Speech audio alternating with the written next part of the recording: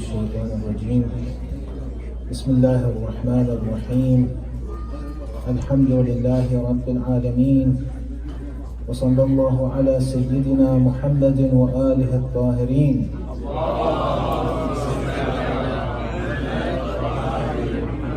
واللعنة الدائمة على أعدائهم أجمعين من الآن إلى قيام يوم الدين.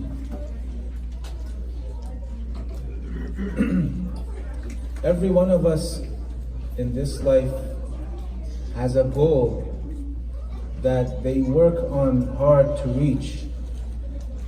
And every one of us has a perspective about what success in this life is. How we could be successful. That is the ultimate goal in everyone's life. To be successful in what we do. Whether it's business, or whether it's science and research, whatever it is, we want to be successful. And being successful, reaching our goals, it depends on taking the right steps, as we know.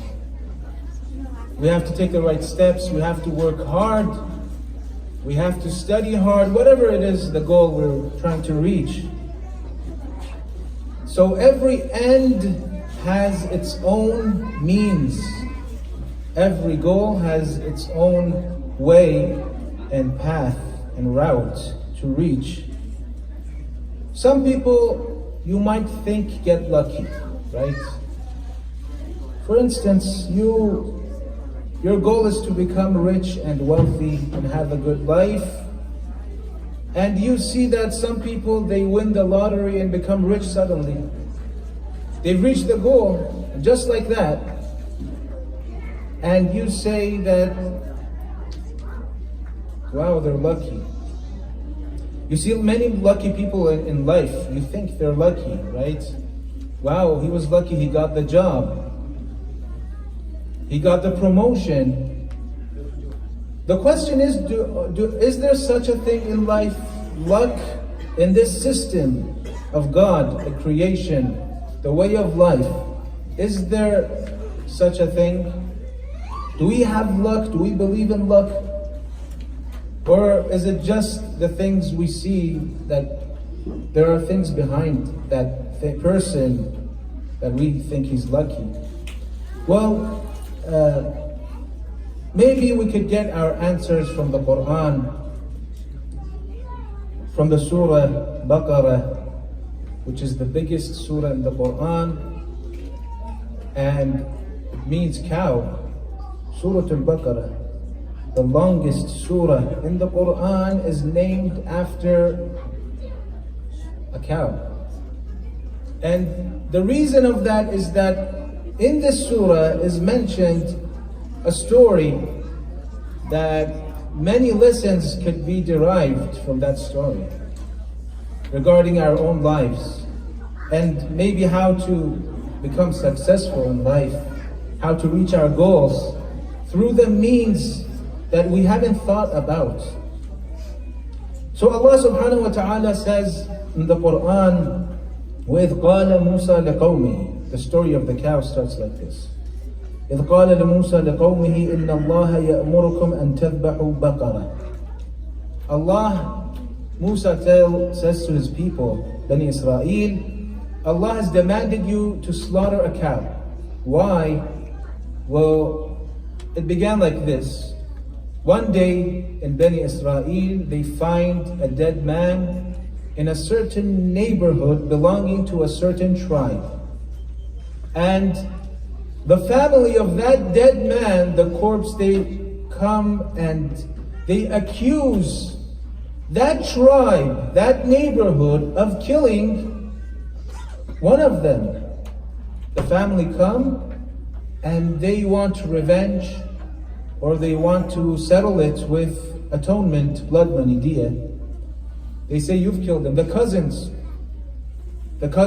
of the man who was killed, they were the ones claiming for revenge, requesting revenge or atonement.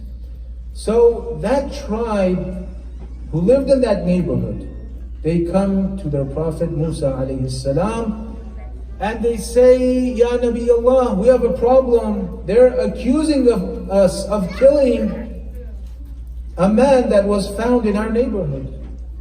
And we haven't done it. We're innocent. We've done nothing. So, look, find us a solution. We don't want to pay the blood money, the atonement. We've done nothing. Why should we pay? So the Prophet says, what do you want me to do? And you know, Bani Israel, they've been used to seeing miracles by Musa alayhi salam. And they think, well, they could have anything they want through a miracle. So they ask Musa, bring him back to life. Aren't you the Prophet, the messenger? Bring him back to life. But Allah doesn't do miracles, just for requesting them. It has to have a reason. He doesn't just do it because people want to see. It's not entertainment to see a prophet do a miracle. There has to be a good reason behind every miracle. So they say, the only way to solve this is to bring him back to life. And let him tell us who's the one who has killed him. Because we're not the one. We didn't kill him. Let him let him talk. So the Prophet, he says, okay, Allah says that if you want me to bring this man back to life and tell you who's the murderer, you have to slaughter a cow and take the tail of that cow and put it on the body, the corpse, and it will come back to life. They said, قَالُوا أَتَتَّخِذُنَا هُزُوًا, are you making fun of us? You want us to slaughter a cow in order for this man to come back to life? What's the connection? How is it related? قَالَ أَعُوذُ بِاللَّهِ أَنْ أَكُونَ مِنَ الْجَاهِلِينَ, I seek refuge in Allah from being among the ignorant. This is what Allah has told me. You want me to bring him back to life? You don't want to pay? You don't want to solve it yourself? This is what he demands.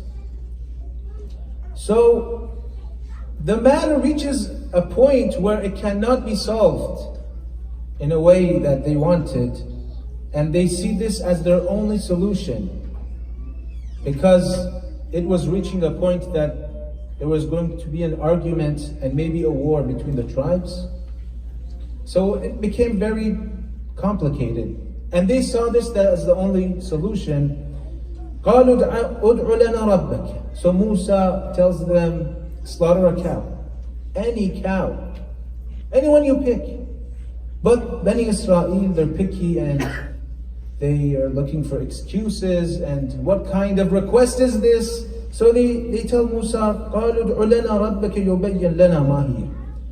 Call upon your Lord to tell us what kind of a cow does he want us to slaughter. And Musa is confused. Allah's request and demand was simple. Just any cow is enough, will suffice. But they want, what kind of a cow is it?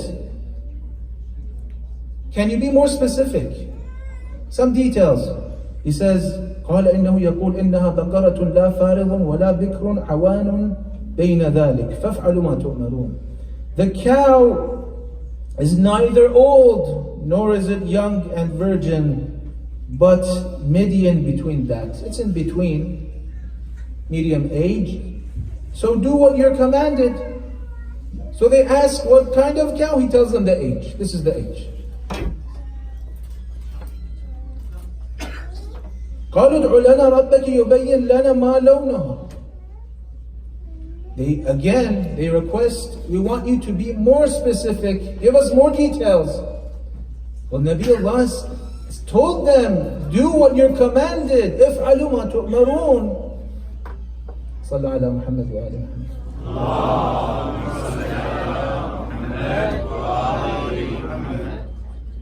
You want to know what the age? I told you the age. It's medium age, not old, not young. افعلوا ما تؤمرون. Slaughter the cow, but still they request a little bit more specific. We want to know exactly which cow it is. There's a lot of cows. What should we do? قالوا ادع لنا ربك يبين لنا ما لونها. What color should the cow be? قال إنه يقول إنها بقرة صفراء فاقع لونها تسر الناظرين.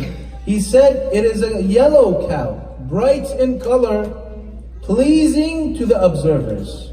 The color is very pleasing. It's bright. So they narrow the options down again.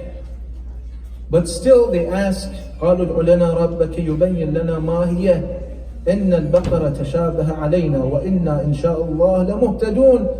I mean, we have a lot of yellow cows and we still don't know which cow to slaughter. Tell us, what other qualities does this cow have? So he narrows it very down to just to one option. He says, قال إنه يقول إنها بقرة لا ذلول تثير الأرض ولا تسقي الحرث مسلمة لا شية فيها. He says it is a cow, neither trained to plow the earth, nor to irrigate the field. It doesn't water the plants. It doesn't work. It's a lazy cow. It hasn't worked before.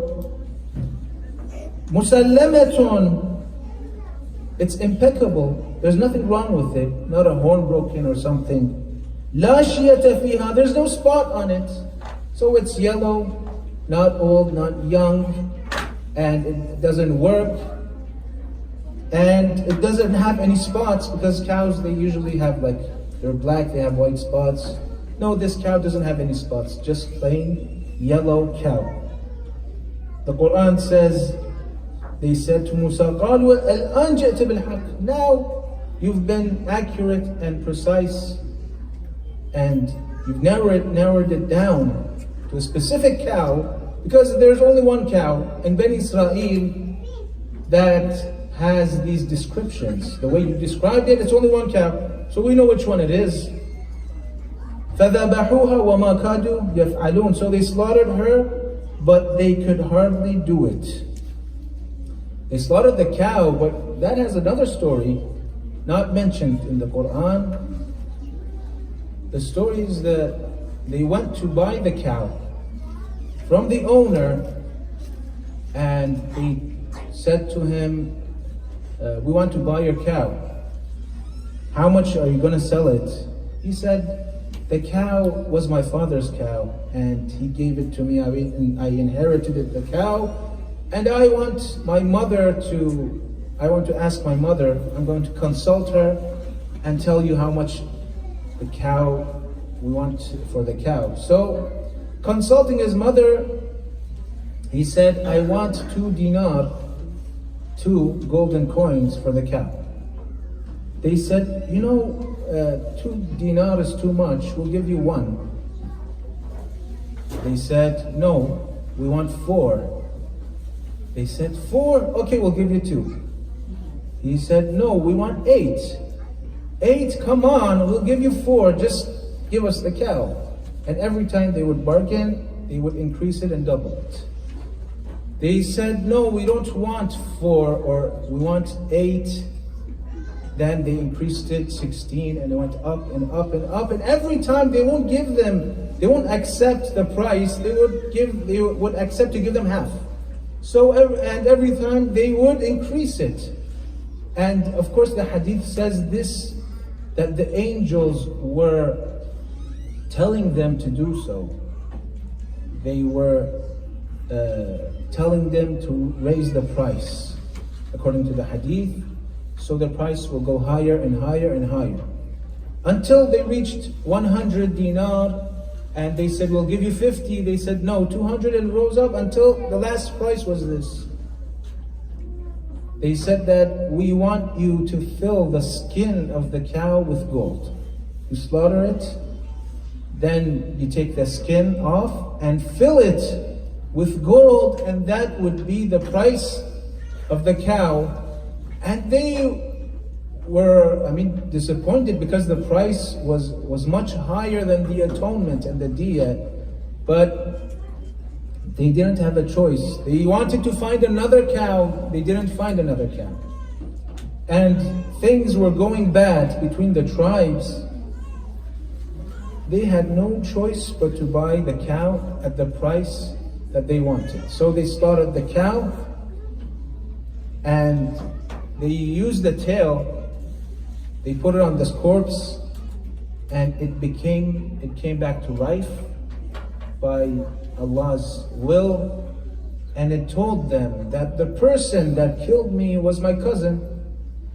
The cousin that was accusing your tribe and saying you killed him, we have to take revenge. That same cousin, he was the one that killed me. Why? Because we both wanted a girl in our tribe. She was a very beautiful girl, but also a pious girl, intelligent and faithful and pious. So she chose me. We both asked her hand. She didn't accept to marry my cousin, and she chose me because he was a pious man, a religious man. So she accepted my request and we got married. And my cousin, on the night of our wedding, he killed this man. He took him out and without anyone knowing in the other neighborhood, he killed him and he threw him in the neighborhood of the other tribe, accusing them. Anyways, so problem was solved. And they found out who the killer was and everything was over, finished.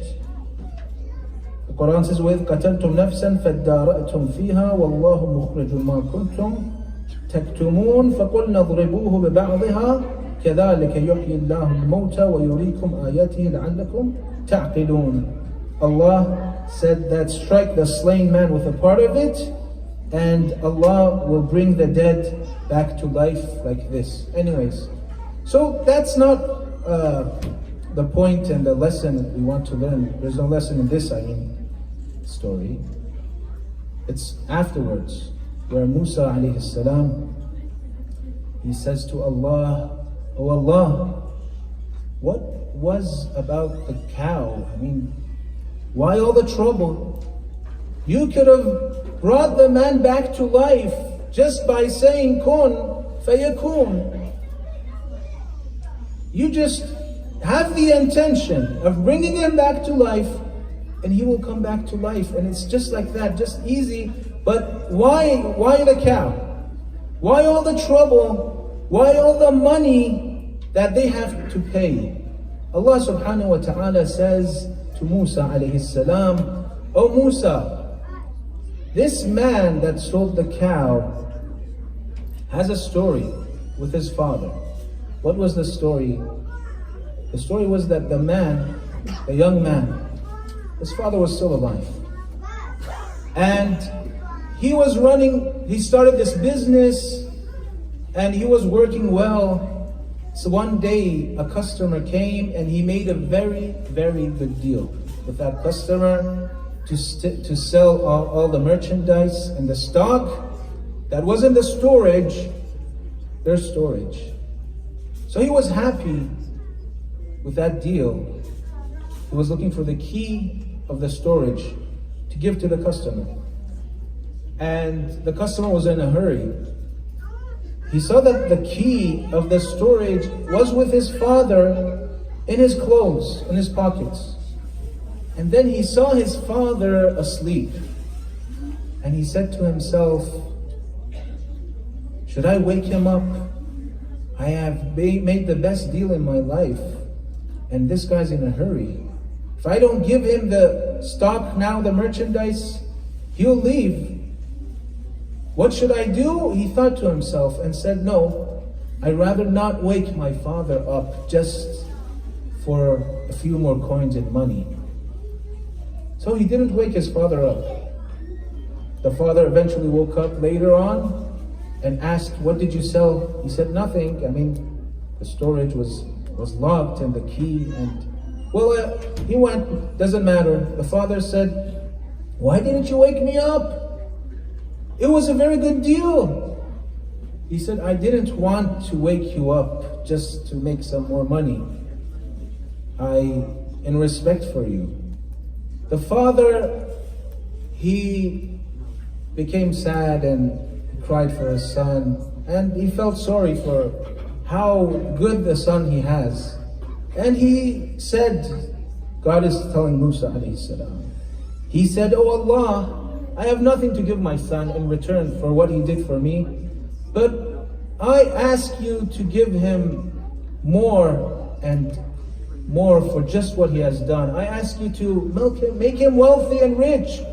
That's the only thing I could do for him, just to pray and ask and do dua for him. That's the only thing I have to give.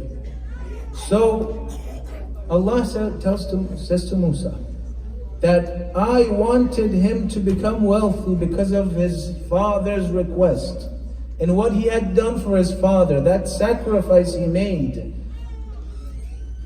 He, instead of thinking about his business and his success in this life, he didn't wake his father up, although he knew it would harm the business and it wasn't good for the business and the job. But just the respect he showed to his father, towards him, I will repay him in this dunya. This is one of the laws of nature that science cannot explain, brothers and sisters. One of the rules that have no explanation, scientific explanation, but they are there. We have rules, ways of success in this life. They're not only the ways we know, only God who created us could tell us, if you do this, this has the result. The result is this. Our actions in this life, the results are not only in the akhirah. Some think that, we'll see the results of our actions, what we do. The reactions will only be in that life, the akhirah. No. Some actions, you will see the results in this life. Whether it's good or it's bad, you will see it, the fruit of what you have done, and they will affect your life directly. But they're not means that are known by people who don't believe in the divine.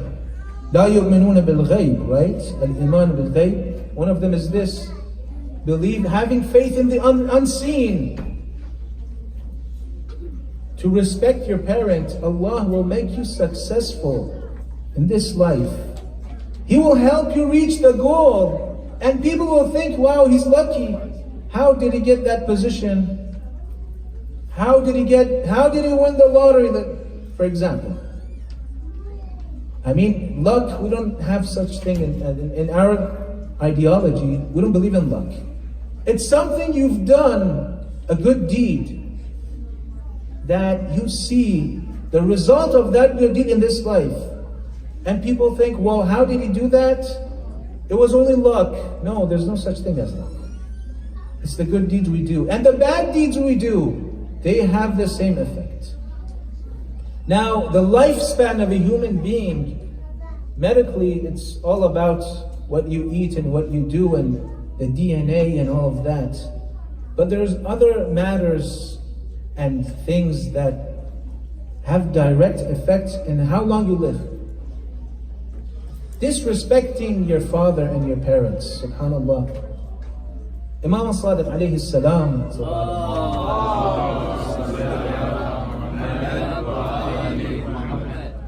he saw a young man disrespecting his father in the street. He said to him, young man, do you know that Allah has decreased your life 30 years for what you have done? Just that disrespect. You haven't smoked, you haven't taken drugs, you've just disrespected your father in front of everyone. The Imam says to him, Allah has decreased your life 30 years because of that. Now, could science prove that? Could science explain that? What kind of laws are these and rules of nature? They can't be explained. But when a divine source tells us that your lifespan depends on not only the things you know, but things that you don't know. Things, the unseen laws of nature. One of them is what? Silatul Rahim and Qat'ur Rahim. To sever the family relationship, ties of kinship. When you sever ties of kinship and family relationship, Qat'ur Rahim, that's one of the results. It decreases your life. How long were you supposed to live?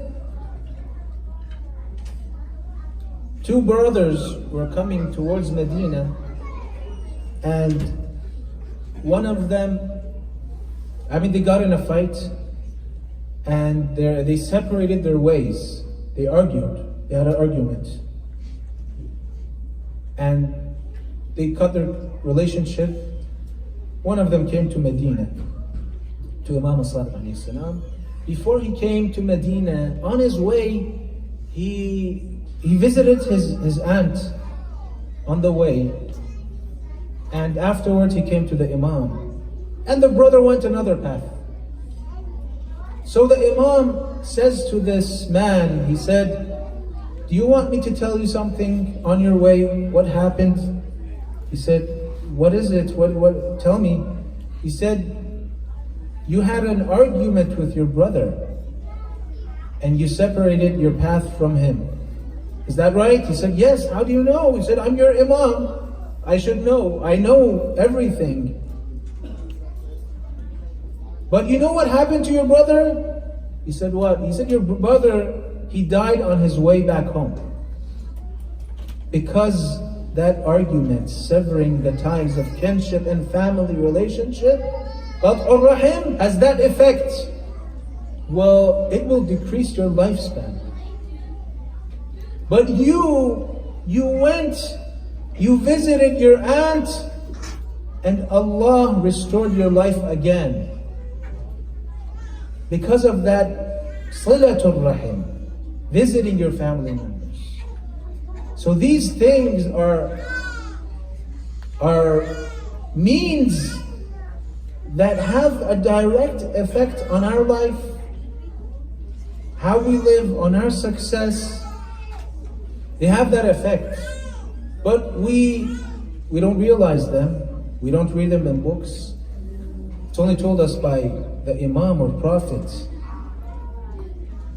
So these do have that effect. Sallu ala Muhammad wa ala.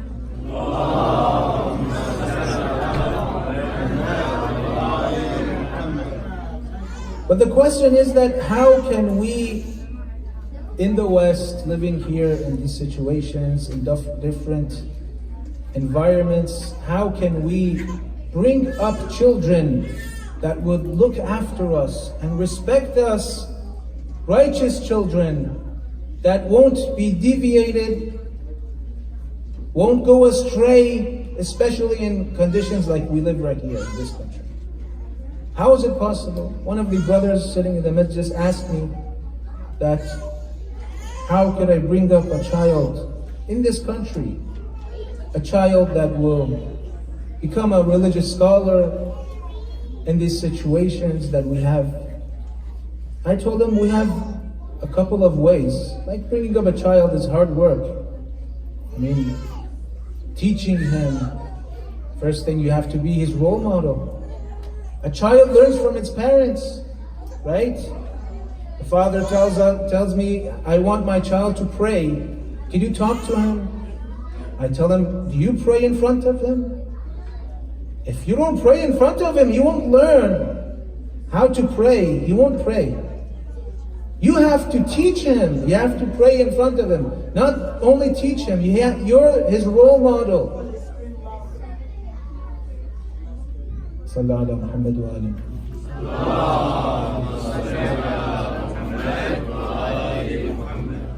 A mother came to me and said, my daughter doesn't wear hijab. And it was funny. I said, it was a woman said, my friend's daughter, she wants her daughter to wear hijab and she doesn't. And I asked, does your friend wear hijab? She said, no, but she's very religious. She's very religious, but her hijab is not good. She wants her daughter to have the hijab. She's used to the way she wears, but can you talk to her? I said, no, I can't talk to her. Because if the mother, she sees the mother, so she won't change. Children, the first exemplar is their parents. They see the parents praying, that there's a possibility they will pray. They see the mother wearing hijab, there's a possibility she will wear hijab. So if you have the hard work is on you. But other than that, there are issues and things that also matter. Like we said, there are things that they're not obvious. There are ways of bringing up a child the way we want, but they're not that obvious. Like I said to my friend, the first thing you have to do is to put halal food on the table. What I mean by halal is not, it to be like slaughtered in the halal way. That's not enough. The income has to be halal. Your job has to be according to Islamic law.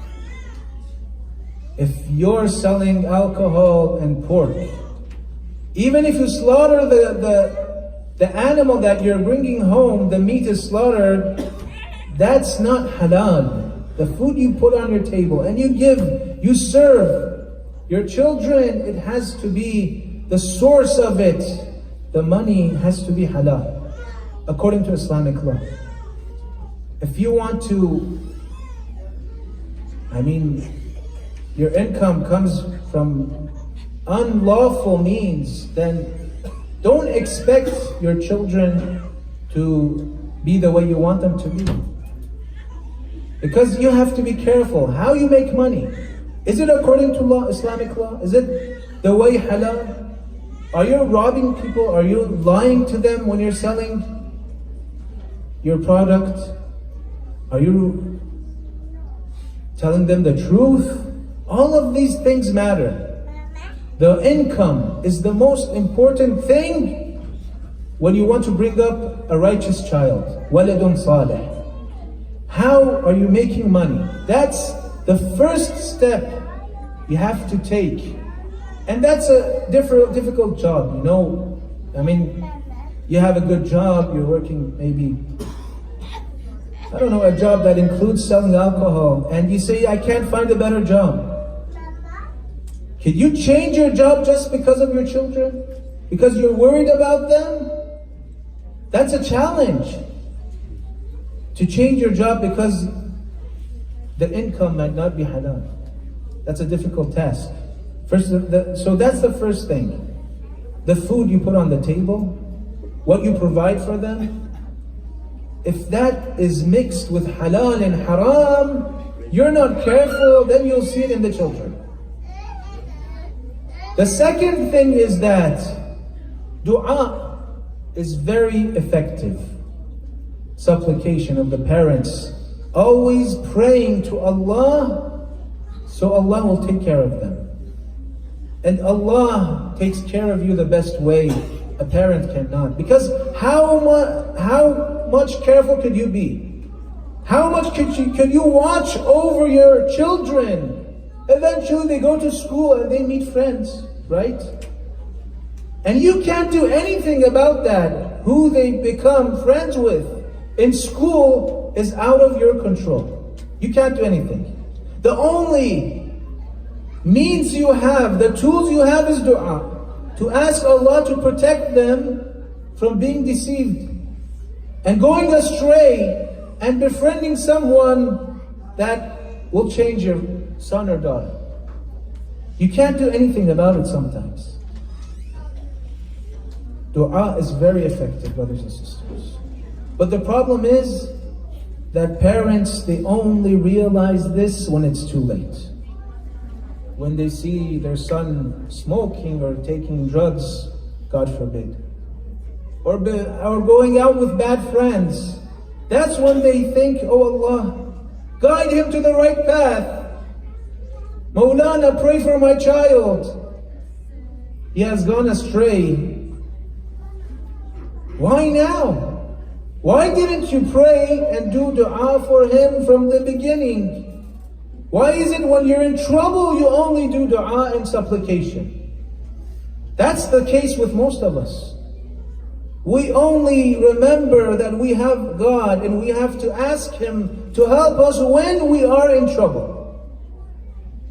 When the baby is small and cute, you don't do that supplication. There's no dua. You only ask for him to be well and healthy. That's it. I mean, you just want him to be healthy. The nutrition, the good food, the nursing, that's all you care. No disasters, nothing would happen to him. What about his faith in the future? Why didn't you think about that? Sheikh Saduq, one of the greatest scholars in Shia history, who wrote 2 of the books, the 4 sources of the Shia, or one of them is by Sheikh Saduq. And this man, his father, Ibn Babawayh, is buried in Qom. In the time of Ghaybatul Sughra, the minor occultation of Sahib al-Amri wa Zaman, Ajjalallah Ta'ala Farajul Sharif, Sallallahu Alaihi Wasallam.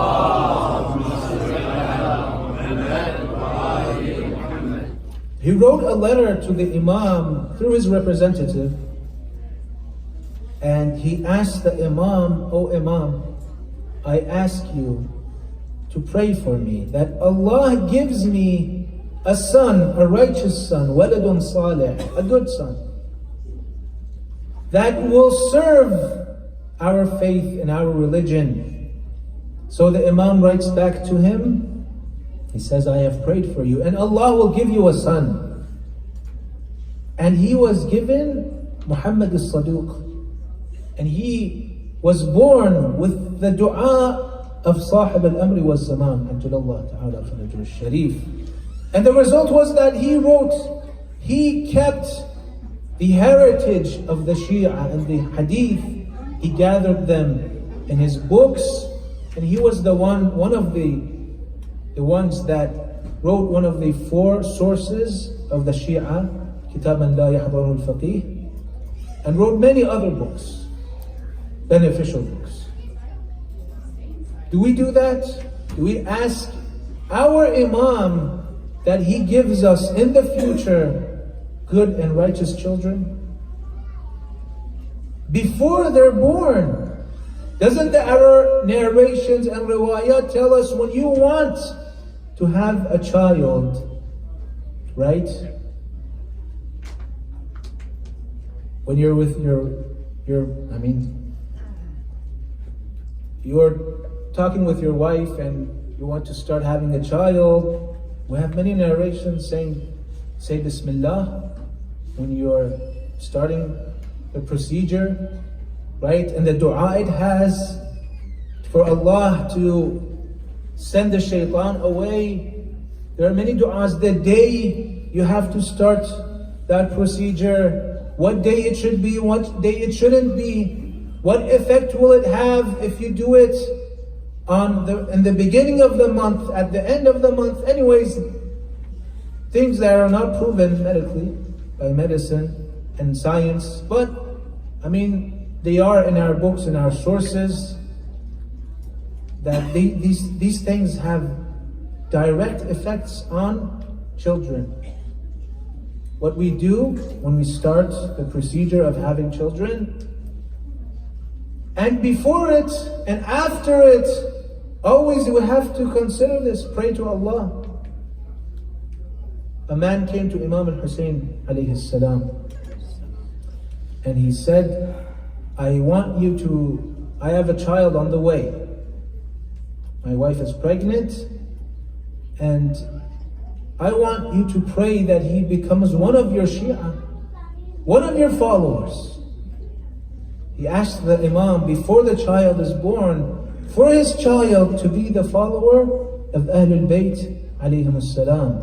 So the Imam prays for him, and that is something we should consider when our wives are pregnant and before our children are born.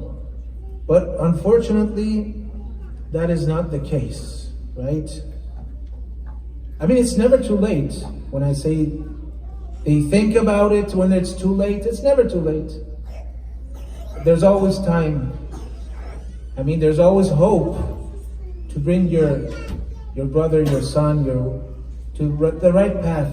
There was a man in Tehran that they brought him to one of the Maraji', Ayatollah Khomsari in Tehran. He passed away many years ago. And they told him, this brother of ours, they didn't bring the brother, they just were talking to the Marja', the scholar. They were telling him, we have a brother, and he has committed any sin that you could imagine. I mean, we can't name it, but he does everything. And we tried so hard to bring him back to the right path, for him to repent. But it's no use. We even forced him to get married, maybe through marriage. He will become a good person, right? Maybe it works for some people. So that's the problem. It didn't work. And he hasn't changed. What could we do for him? We've done everything, we've tried. So the Marja', Ayatollah Khomsari, he says to them, if that's the case, then there is no hope except the last option. You haven't done. He says, what is that? He says, have you taken him to Karbala to visit Imam Hussein? He said, no. He says, that's the only option I can think of. The last hope you have. He said, he won't come. He said, I don't know. I don't know any other way. If you could take him, I hope that he will change.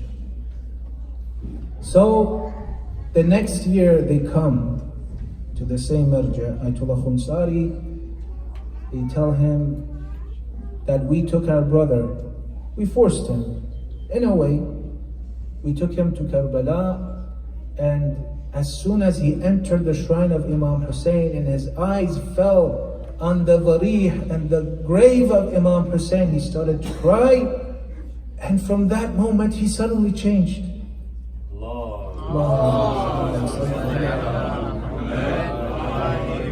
We don't know what happened to him, but when he entered the haram of Imam Hussein, he was a different man. And when we got back till the day right now, he's never gone back to what he did before. He's a changed man because of visiting Imam Hussein's shrine. Have you taken your children to visit Abu Abdullah Hussein? Do you bring them to these majalis? Or you say they have school, I mean, they have homework. I've seen these excuses. Some parents, I ask them, where are your children? They say they have homework. I say, well, this is homework. This majalis, these gatherings are one of the most important lessons they can learn in their lives. He said to me that, I won't force them. They have to come by their own choice. I said, how is it you force them to go to school? Why do you force them to go to school? But you don't force them to come to learn about their imam and their faith and their religion. It's okay to force them to be educated when they don't want to, but to know about their faith and their religion, which is more important. There's no forcing there. They're free. They could do whatever they want. I will advise them, but I leave it to them. It's their choice. Subhanallah. Suddenly, it's democracy when it comes to religion, free will, but education, no, you have to go. How is it different? How is that more important than this? Unless you see it that way, then that's another matter. Then you're not thinking ahead. You're not thinking, these words aren't won't benefit you if you think another way, otherwise. And on the day of Ashura, we had someone that recites eulogy, the Maddah, the Radud. He didn't come on the day of Ashura. And it was a Sunday, subhanAllah. It was a Sunday, it was a weekend, and he didn't come. I asked him, where were you? I was all alone and no one was there to recite. He said, I took my children to Sunday school and I couldn't come. You took your children to Sunday school on the day of Ashura? What are you talking about? It's not school, it's Sunday school. Even if it was school, you shouldn't have taken them. This is our most important occasion throughout the year. The most important day in the Shia calendar. And you go to school? You shouldn't even go to work. The hadith, Imam says that there's a riwayat, we have a hadith, that whoever works on day of Ashura, that money will not bring barakah and blessings to his life. It's not haram, I'm saying. Some people have no choice. That's another issue. You have no choice, you'll be fired. Or one of our friends, he had this grocery shop, a big one. And I said to him, are you taking off on the day of Ashura? It was his own business. Are you going to close the shop on the day of Ashura? He said, no, but I will come to the majlis for sure, but I will go back to work. He said, but I will give the money that I earn on that day for Imam Hussein, don't worry. I said, I'm not worried, but Imam Hussein doesn't need your money. He wants your respect and your stance. He wants you to show that you care about this day. Do you see Christians working on the day of Christmas? Do you see that? How do you respect your Imam? When you go to work? He said, I have customers, they come, and if I close, it's not going to be good. I said, you could, inform them, put a sign a month ago, before Ashura, that we are closed on this day. What would the other followers of other schools of thought think when they come? They say, it's the day of Ashura today. You say, yes, it is. Wow. They close their shops for Eid al-Fitr, for days, and Ashura is normal for us. Why is it different? Why don't we have that respect for Imam Hussein? Again, it's not haram, but it shows how much you respect and love the Imam when you close your shop or you don't go to work. Again, we have people that have no other choice, but we have to think about it before the day of Ashura comes. Sallu ala Muhammad wa ali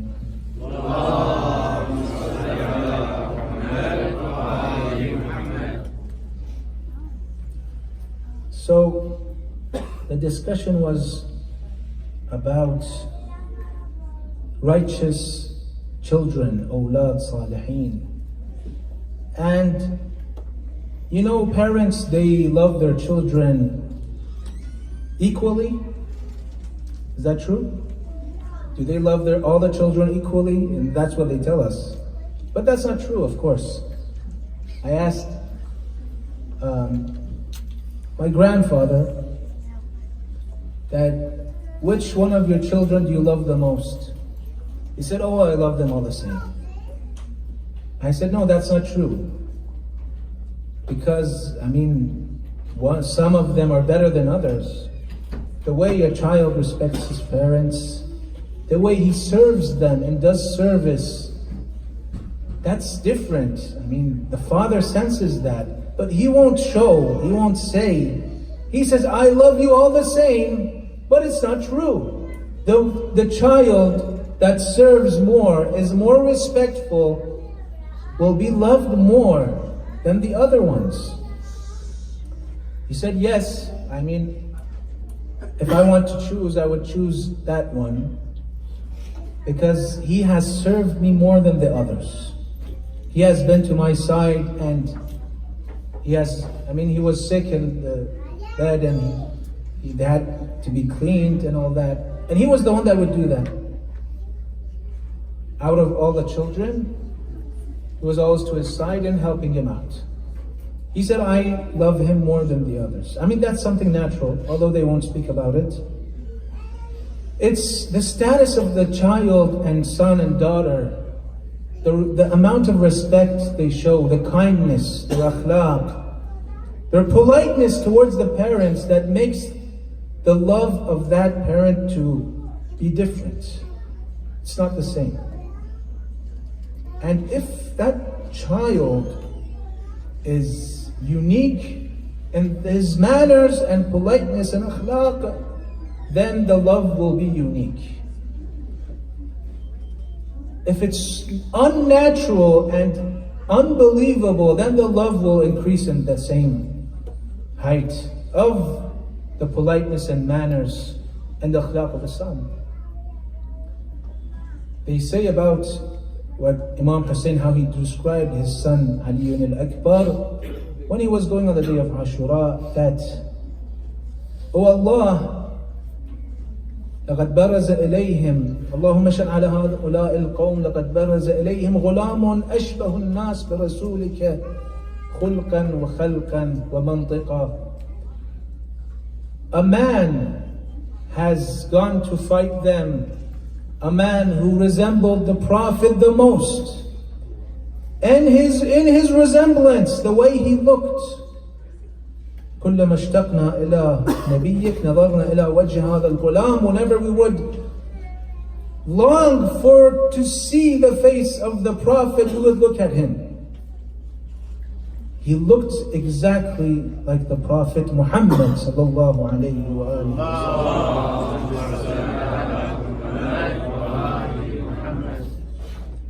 And khalqan, the way his creation looked like the Prophet. The Imam says, Imam Hussein, in his creation, he was exactly like the Prophet. In his khulq and his mantiq, the way he would speak with utmost carefulness and politeness and manner, and so thoughtful and being careful what words he would utter. He was like the Prophet. وَمَنْطِقًا وَخُلْقًا, his akhlaq, his manners, his politeness. You know what the Quran says about the Prophet? إِنَّكَ لَعَلَى خُلُقٍ عَظِيمٍ. Your manners, your character is great. Allah is describing the Prophet's character and akhlaq and greatness. It is so great that Allah will describe it that way. Azim. It's unbelievable how the Prophet, his akhlaq was, his politeness. So the Imam is describing his son, Ali al-Akbar, that his akhlaq was great, just like the Prophet. On the way to Karbala, Imam was on his horse riding, and he suddenly fell asleep. He dozed off.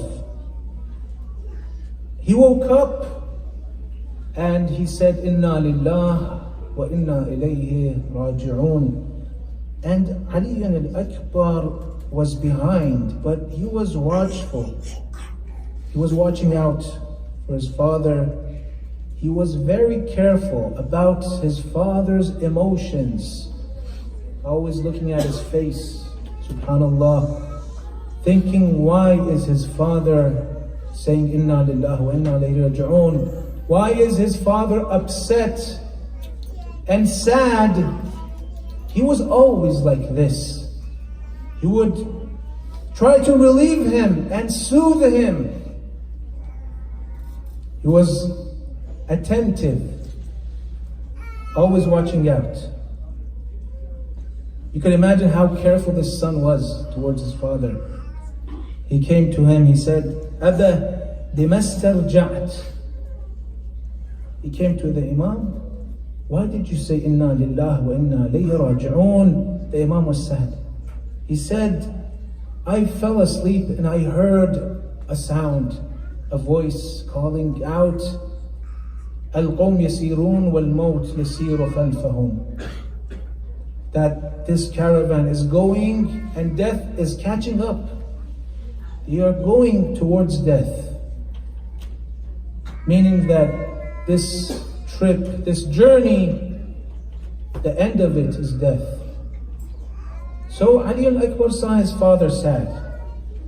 And he always wanted to relieve him from his sadness and sorrow. So he thought to himself, what should I say to him? To please him, to make him happy. He said, Abah, awalasna ala al-haq. Aren't we on the right path? He said, yes, my son, we are on the right path. He said, إِذَنْ لَا نُبَالِي بِالْمَوْتِ. We don't care about death. We are not afraid of death. We are not afraid to confront death. And he started saying these words, and Imam Hussein, he became happy that his son is so courageous and his son is not worried. That made him happy. He said, son, Jazakallah khair al-jaza. May Allah reward you. Thank you for saying these words. Thank you for trying to soothe me and taking care of me and watching over my emotions and how I feel. That was how careful the son was towards his father. Always watching him and looking at his reactions so he won't be sad for one moment. Subhanallah, on the day of Ashura, he wants to go to battle. He knows his father will not tolerate, he could not handle it. He goes to battle and he fights. He fights the enemy, but he returns again to make his father ready. So he returns to his father and he says to his father, oh father, the Imam is not ready for his son to leave. So what should he tell him? He says, Abba, al-'atashu qad qatalani wa thiqlu al-hadid ajhadani. Oh father, thirst is killing me and the armor is heavy. I assume he was trying to make his father ready, that I am willing to go, just give me permission to leave and not come back anymore because I am thirsty, the armor is heavy. Please give me permission to go and not return. So the Imam gives him, he tells him, go to the battlefield, my son, and your father will quench your thirst, your grandfather. But Ali al-Akbar is worried. Is my father worried about my thirst? Is he going to be sad that I am thirsty? Have I disappointed my father again? So when he's in the battlefield and he falls down off his horse, he doesn't say, oh father, adrikni ya Abba. He doesn't say, oh father, come to my aid. He's thinking about how to soothe his father and relieve him. He says, Abba hada jaddi Rasulullah qad saqani bikasih al-awfa. Oh father, don't worry, my grandfather has quenched my thirst. If you're worried about me being thirsty, don't be worried again, because my father has given me a cup and he has quenched my thirst.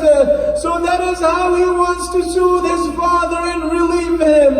In the last moments of his life, Imam Hussein goes towards the battlefield, towards his son. But the Maqatil say when the Imam reaches his son, he can no longer walk on his feet. The Imam falls on his knees and he starts crawling towards his son on his knees. And when he reaches his son, he says, waladi Ali,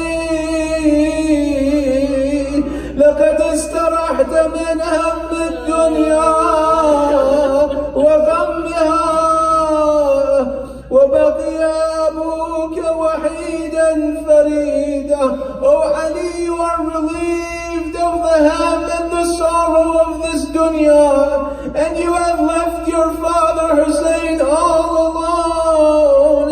فصاح الحسين 7 مرات ولدي علي ولدي علي. The enemy said we had never heard Hussein scream until that moment. He would scream with agony and cry with sorrow, "Oh my son Ali, oh my son Ali." So the Maqatil say that we saw a lady coming out of the tents towards the battlefield. Then the lady came in front of the enemy and she threw herself on the body of Ali al-Akbar, because the woman wouldn't come out of the tents. It was the first time they saw the ladies and the women of Abu Abdullah. They asked, "Who is this woman in the battlefield amongst the enemies? What is she doing here?" They said, "This is Zainab, the sister of Hussein." Why was Zainab in the battlefield? Imam Hussein turned to her, "Oh Zainab, what are you doing here?" But Zainab was crying, "Ya Habibah, Yabna Akha, oh son of my brother," because she knew Imam Hussein could not stand his son Ali in that way, seeing him. She came into the battlefield to distract Imam Hussein from his son. She knew that Imam Hussein had ghira, he can't let Zainab be in front of the enemy. She wanted to distract him by coming into the battlefield. So the Imam took Zainab away. He took her away to the tents, but he called out to the boys and Bani Hashim. He said, "Ya Fityana Bani Hashim, halummu واحملوا نعش أخيكم إلى الفسطاط." O youth of Bani Hashim, come and take your brother Ali al-Akbar to the tents. جوانان بنی هاشم بیایید، علی را بر در خیمه رسانید. خدا داند که من طاقت ندارم، علی را بر در خیمه رسانم. So Imam called, he said, "O youth of Bani Hashim, احملوا نعش أخيكم, take your brother Ali to the tent." And one of them was the Qasim. He came to the battlefield to take his cousin Ali al-Akbar to the tents. And when he took him, he would sit beside the corpse, the body of Ali, and cry and cry. He had a very strong connection with his cousin Ali al-Akbar. And after that, when he saw Ali, he couldn't stand it anymore. He came to Abu Abdullah and asking him for permission. And the Imam, after accepting, and the Qasim was martyred, they brought him where? Next to Ali al-Akbar, in the same place. So the Maqatil say, the Imam, he slept between Qasim and Ali al-Akbar on the floor, and he would cry for Qasim, and he would cry for Ali al-Akbar. So they brought Qasim next to Ali. جاب ومدد ما بين خوته بشاعدهم يا وليهم موته بس ما سمع عن النسوان صوته اجت رملة تصيح الله أكبر ألا لعنة الله على القوم الظالمين وسيعلم الذين ظلموا آل محمد أيام منقلب منقلبون والعاقبة للمتقين. A woman asked her son was sick in the hospital. She said, pray for him. We ask Allah subhanahu wa ta'ala to give him health. Allahumma shfi mardana. Ya Allah, Allahumma aqdi hawaij al-muhtajin. Ya Allah, waqdi dayn al-madyunin. وعجل في فرج إمام زماننا. اللهم اجعلنا من أنصاره وأعوانه والممتثلين لأوامره. إلى أرواح المؤمنين والمؤمنات. الفاتحة مع الصلوات.